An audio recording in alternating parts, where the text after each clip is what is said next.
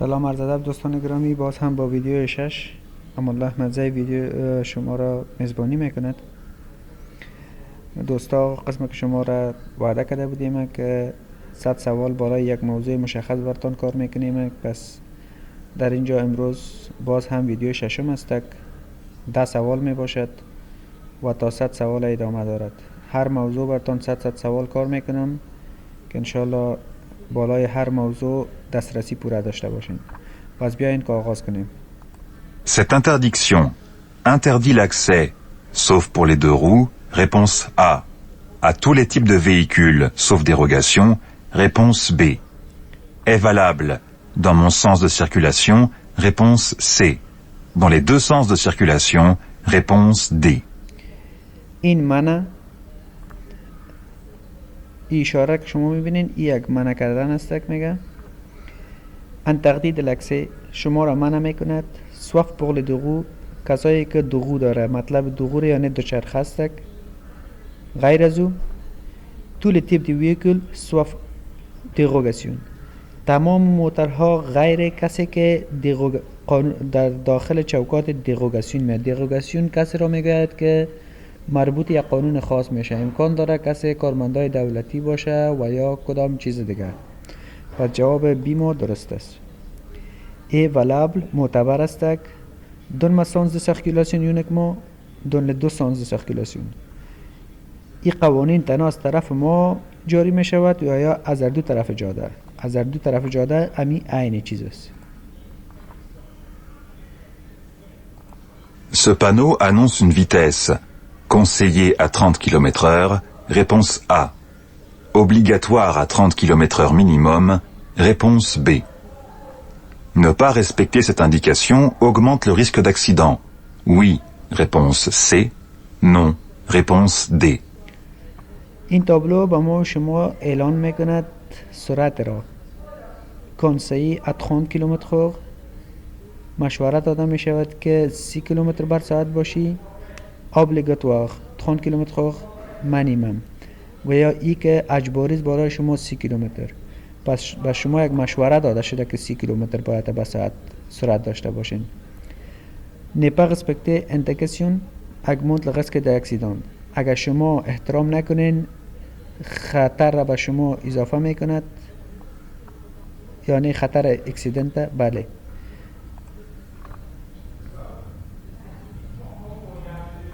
À la prochaine intersection, je continue tout droit. Je céderai le passage à gauche. Oui, réponse A. Non, réponse B. À droite. Oui, réponse C. Non, réponse D.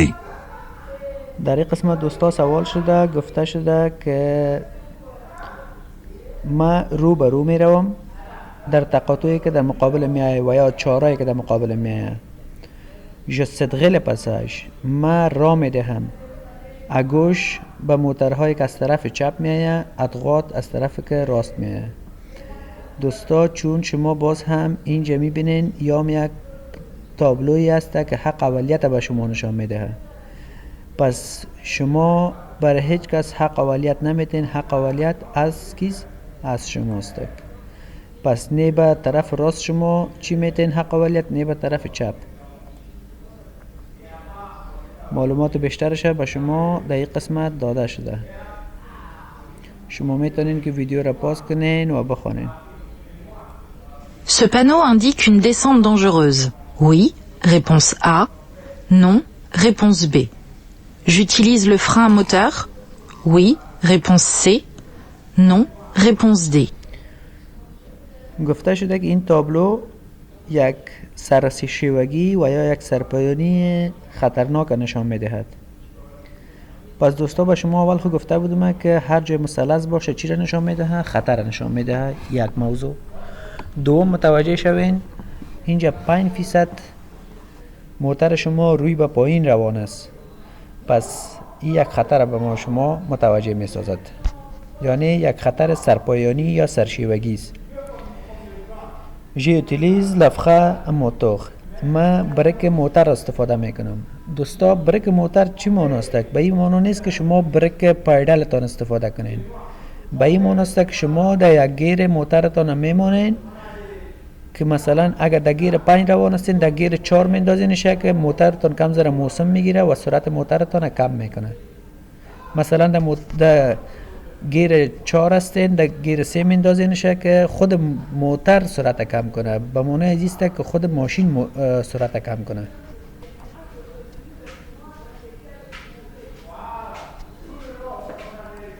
Cette borne indique que je circule sur une autoroute, réponse A, une nationale, réponse B, une rocade, réponse C. دوستا گفته شده که cette borne indique que je circule sur ای کدام اشاره ببخشین و یا کدام تابلو و یا هر چیزی که شما فکر میکنین که شما میبینین میگه ای با ما شما چی را نشان میدهد. اون اتوروت یک شهرها را نشان میدهد، اغوت ناسیونال یک سرک ناسیونال نشان میدهد، اغوکت یا یک غوکت نشان میدهد. شما یاد داشته باشین هر زمانی که اگر اینجا ان نوشته باشه ای به معنای ناسیونال است، اگر دی نوشته باشه دیپارتمنتال است. اگر مثال گپ اینجا دیگه کدام بله اگر دی باشه دیپارتمنتال است، ان باشه ناسیونال است و مثل ازی.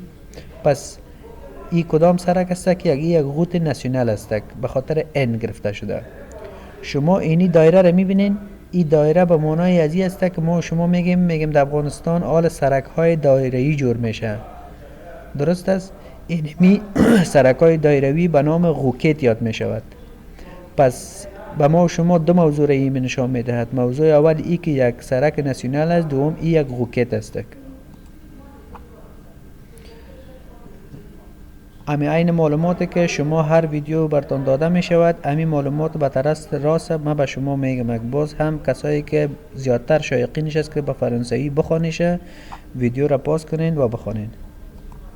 Le dépassement de tout type d'usager est autorisé. Oui, réponse A. Non, réponse B. Je ralentis. Oui, réponse C. Non, réponse D. گفته شده که dépassement de tout type d'usager est autorisé. دوستا در اینجا سبقت تمام موترها میگه جواز داره و یا خیر. شما اینجا تابلوی انتردکسیون ببینین، دو دانه موتر است، یکی سیاه یکیش سرخ. به معنای ازیسته که در اینجا سبقت کردن من است، پس اجازه ندارین. جو غلانتی آیا من سرعت کم میکنم و یا خیر. بعد از این شما سعی کنین اینجا یک دانه اشاره یا یک تابلوی مثلث است. قسمی که به شما در هر ویدیو میگم که مثلث در هر جایی که باشه به معنای خطر است. پس اینجا خطر نیز وجود داره، امکان داره کار باشه و یا غیره. پس شما باید سرعتتان نیز کم کنید. درست است؟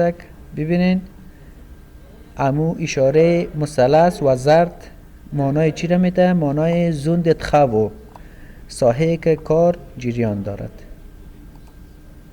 Le gendarme indique au véhicule arrivant face à lui de ralentir. Réponse A. De s'arrêter. Réponse B. دوستا این ژاندارم بر موتر میگه دست خود به این قسم کده. این چی معنا دارد؟ دی غلانتی دی ساغتی. به معنای ازی است که سرعت کم کو و یا توقف کو. هرگاه که دستتون به این قسم بالا باشد به معنای ازی است که موتر باید توقف کنه. پس جواب بی ما درست است. En continuant tout droit, je vais emprunter une rue. À double sens, réponse A. À sens unique, réponse B. باز هم برای ادامه دادن روبرو من یک کوچه رو میگیرم و یا یک سرک رو میگیرم که چی است؟ یک طرف است و یا دو طرفه. فکر میکنم که این سوال تکراری است. هر زمانی که در مقابل شما این قسم یک وکتور، دوستا این وکتور میگن، و یا این رقم تیر وجود داشته باشد با این رقم لوحه، معنایش این است که سرک یک طرف است، سانس یونیک است. La situation permet d'atteindre la vitesse réglementaire. Oui, réponse A. Non, réponse B. دوستا میگه این حالت به ما شما یک سرعت که ما شما به او چه قسم براتون بگوییم، یک سرعتی که اضافی باشد و یا کم شود، یا مثلا یک چیزی که سر ما و شما تطبیق می شود به او ما و شما را متوجه می سازد. نه خیر، این سرعت و یا این کدام معلوماتی که شما می بینین این در داخل تونل تطبیق می شود. ببینین تونل دیل بوم، این یک تونل است که در داخل از او سرعت شما 70 باشد، فاصله بین دو موتر باید کم از کم 200 متر باشد و این اشاره دیگر پت است.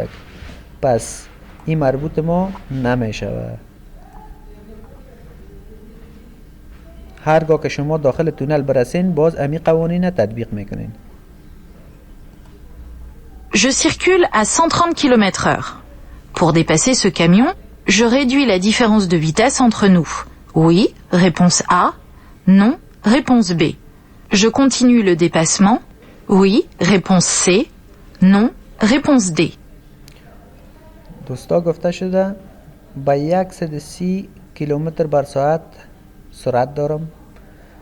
pour dépasser ce camion، از این کمیون و یا از این ترک یا از این تیلر که من سبقت میکنم، je ralentis la différence de vitesse entre nous، من سرعت خود کم میکنم که همراه از این یک سرعت به اندازه تر باشه.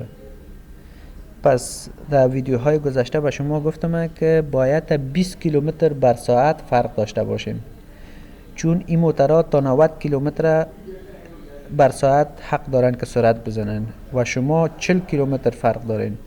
پس شما باید سرعتتان کمتر بسازین. je continue le dépassement و من چی میکنم؟ امی دیپاسما و یا سبقت خود ادامه میدم. ببینیم که جواب ما چی میگه. بله، جوابای ما درست بود.